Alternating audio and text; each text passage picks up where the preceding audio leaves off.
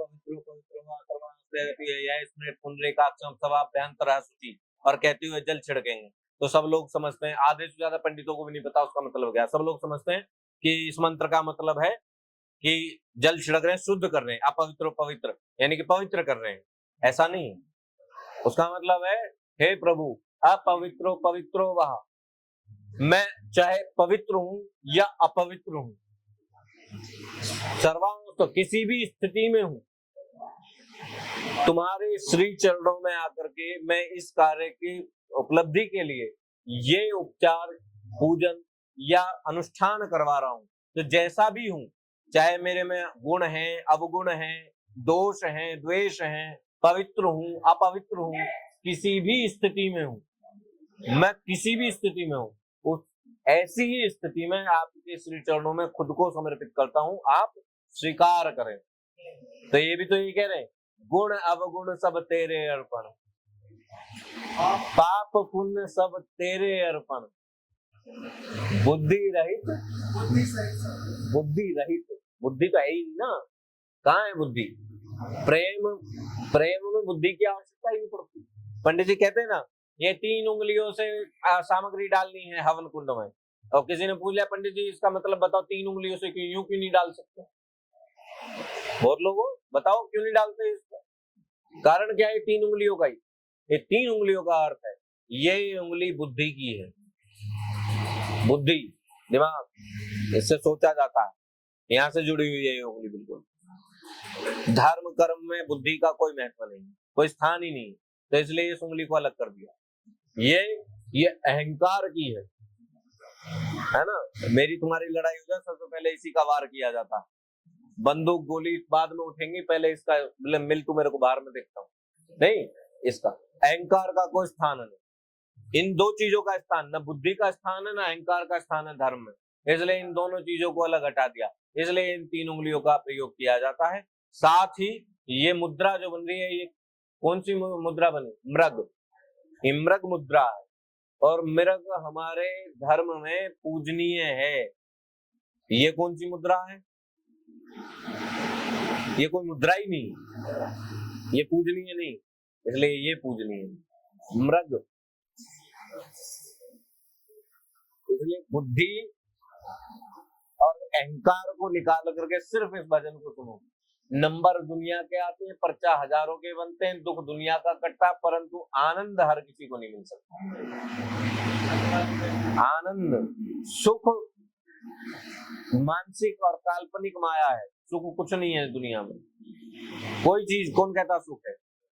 गरीब अमीर होना चाहते हैं, अमीर सुंदर होना चाहते हैं, सुंदर लोकप्रिय होना चाहते हैं, जो लोकप्रिय हैं वो अकेला होना चाहते हैं, जो अकेले हैं वो भीड़ चाहते हैं, जो भीड़ हैं वो जय जय चाहते हैं, जय घोष चाहते हैं। जिनके पास सब कुछ है, जिनके पास सब कुछ है, संतुष्ट वे भी नहीं है। बोले क्यों? बोले वो दुनिया से अपनी गुलामी चाहते हैं, अपने लिए दुनिया से गुलामी चाहते हैं, कोई संतुष्ट नहीं। सब एक दूसरे के जैसा बनना चाहते हैं, अपने जैसा बनना कोई नहीं चाहता। जो तुम हो वो कोई दूसरा नहीं हो सकता, सुख उसी में है जो तुम हो। भगवान ने जितना तुम्हें दिया है वो सोच समझ के दिया है कि तुम उतने का ही लालन पालन कर सकते हो, उतना ही पर्याप्त कर सकते हो। अधिक कमाने के, अधिक प्राप्त करने के चक्कर में रहोगे तो जो है वो भी खो बैठोगे। आते ना, आप 1 लाख रुपया लगाइए, 10 लाख रुपया आपको मिलेगा। बोले गुरुजी हमने 1 लाख रुपए इन्वेस्ट करा, उसने कही थी 2 महीने बाद आकर के 10 लाख देके जाएगा। कितने महीने हो गए? बोले गुरुजी 18 महीने हो गए, अब तो आया ही। तो जो तेरा था वो भी लेके चला गया, अधिक के चक्कर में जो अपना था वो भी गया। तो इसलिए अधिक के चक्कर में रहोगे तो जो अपना है वो भी चला जाएगा। सुख मिले ना मिले कोई फर्क नहीं पड़ता, दुख में भी आनंद लेना शुरू करो।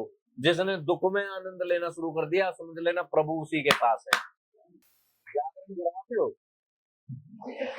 करवाते हो? लोग तो करवाते हैं ना, बहुत लोगों ने करवाया। हाथ उठाओ कुछ, किसने करवाया अब तक? संकीर्तन जागरण अपने घर में किसी ने भी करवाया है?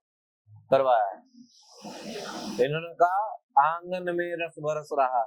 हम जागरण संकीर्तन इसलिए करवाते हैं ताकि आध्यात्मिक छवि और दैविक कृपा हमारे आंगन में रस बरस सके, आंगन में महत्वता रहे, उनका आनंद प्राप्त हो। हम करते क्या है? आजकल जागरण में दो जागरण ऐसे हैं कि 2 पौवा मार करके बिना जागरण नहीं होता है ना। फिर 2 लोगों को उठा लाते हैं, एक राधा बने दूसरे कृष्ण बने और डीजे की धुन पे पौवा मार करके डांस करते हैं। फिर भगवान शंकर और माँ पार्वती डांस करते हैं, है ना, नृत्य नहीं है, डांस करते हैं। उसके बाद वो सुदामा जी आ जाते हैं, उनकी लंबी सी चोटी, और पूरे जनता को बैठ करके वो आनंदित कर रहे होते हैं। किस चीज से? कहीं चुटिया हिला करके, कहीं धोती उठा करके, कहीं डांस करके, पूरे रात उनको नचाते हो। एक बात बताओ, भगवान श्री कृष्ण राधा जी क्या है? श्री जी। श्री जी कौन है? जग की मालकिन, पूरे जगत की मालकिन, महारानी। महारानी किसी को नहीं बोला जाता हमारे धर्म में, सनातन में महारानी किसी को नहीं बोला जाता। महारानी इकलौती है सिर्फ श्री जी, राधा रानी, उससे बड़ी कोई महारानी नहीं। और तुम उसकी वेशभूषा पहना करके उसके स्वरूप को अपने आंगन में नचा रहे हो, उस पे पैसे। अच्छा, सबसे बड़ी बात, नचाना ठीक, पैसे उड़ाते हैं, फिर उनके साथ नाचते हैं, ये कोई तुम्हारा। फिर तुम बाद में कहते हो हमारे धर्म के लिए दूसरे धर्म के लोगों ने, दूसरे संप्रदाय के लोगों ने ये बोल दिया, वो बोल दिया, हिंदुओं को ये बोल दिया, हिंदू खतरे में, हिंदू खतरे में, अपनी बुद्धि से। भगवान का मजाक तुम उड़ा रहे हो, तो भगवान तुम्हारा मजाक नहीं उड़ाएंगे क्या? क्यों हावी होते हैं दूसरे धर्म के लोग? इसीलिए हावी होते हैं क्योंकि तुम उन्हें हावी होने दे रहे हो। तुम्हारी ये छोटी छोटी गलतियां, खुद को आनंदित करने के लिए भगवान की प्रतिष्ठा का मजाक उड़ाना, ये तुम्हारे लिए बहुत शर्म की बात है। और हिंदू हो तो डूब के मर जाना चाहिए तुम लोगों को। अगर ये कृत्य करवाने के लिए तुम जागरण करवाते हो तो आजीवन मत करवाना। शराब पी करके जागरण नहीं होते, भगवान के स्वरूप को अपने घर में नचाना जागरण नहीं होता, सुदामा जी का उपहास उड़ाना जागरण नहीं होता। भगवान राधा रानी श्री जी और भगवान श्री कृष्ण को अपने आंगन में इस प्रकार नचा रहे हो जैसे कोई गली चौराहे से पकड़ के तुम किसी नृत्य का ले आए वो, तुम कोई जागरण करवा रहे हो। जागरण करवा रहे हो तो जागरण की छवि आनंद के लिए होनी चाहिए, सुख के लिए होनी चाहिए, धैर्य के लिए, शांति के लिए होनी चाहिए, रस के लिए होनी चाहिए, उपहास के लिए नहीं होनी चाहिए, उपद्रव के लिए नहीं होनी चाहिए, भगवान की प्रतिष्ठा को धूमिल करने के लिए नहीं होनी चाहिए।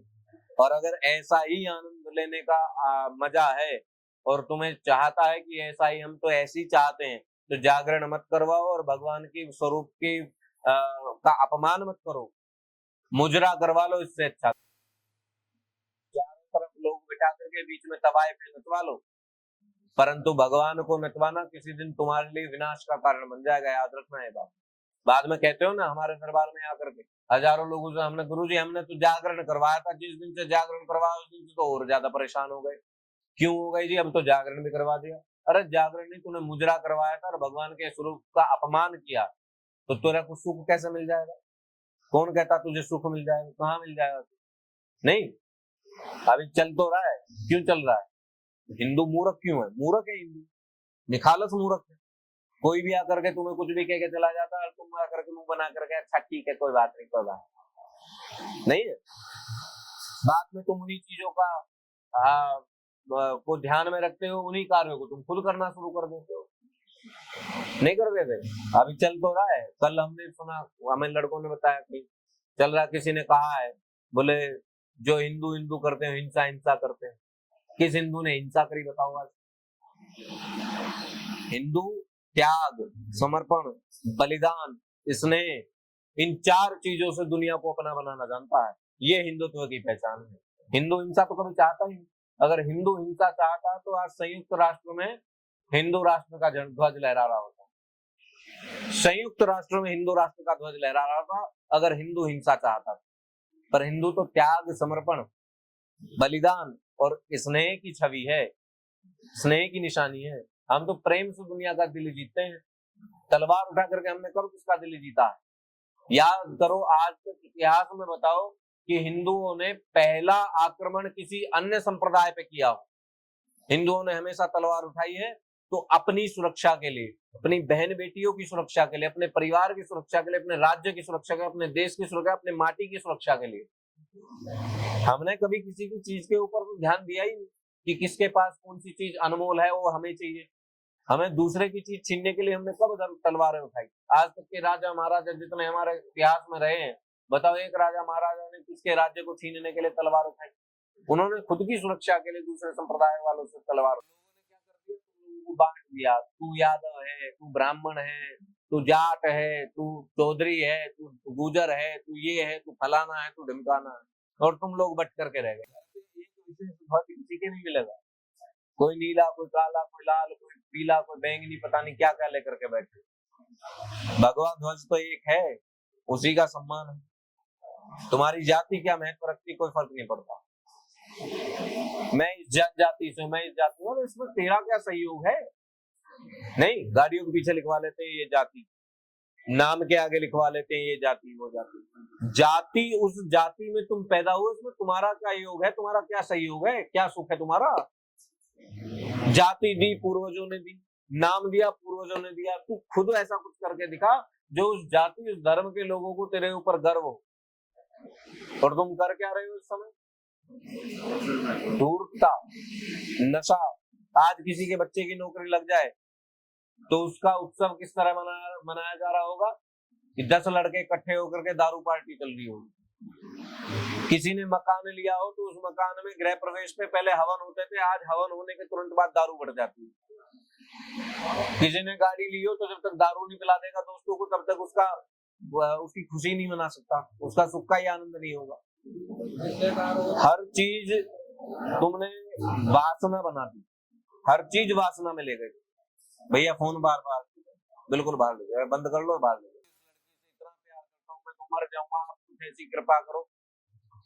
वो प्यार नहीं, प्रेम नहीं है, ये वासना है। वासना को तुमने प्रेम का नाम दे दिया। तुम्हारा प्यार शरीर का मोहताज है।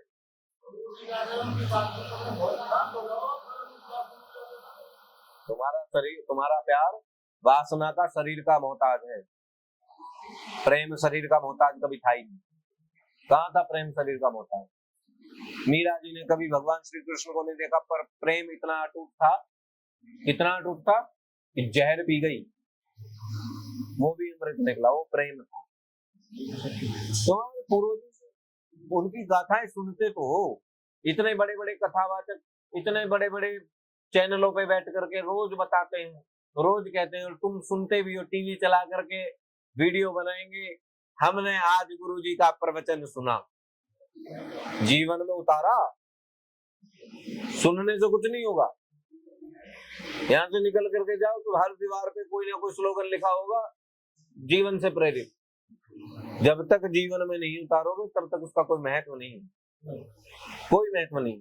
चाहे तुम 1 करोड़ रुपए में कथा करवा लो, चाहे 50 करोड़ में कथा करवा लो, 10 लाख लोग बुलवा करके कथा करवा लो, चाहे हर चैनल पर प्रसारित करवा लो, जब तक ना वो कथावाचक कामयाब है और ना वो श्रोता कामयाब है, जब तक उस वाणी को अपने जीवनी में न उतारे है।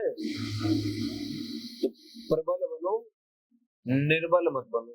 और तुम्हारी प्रबलता तुम्हारे ज्ञान के अंदर है, तुम्हारी बुद्धि के अंदर है, कुकर्मों के अंदर नहीं ना। बोले राम सरकार की।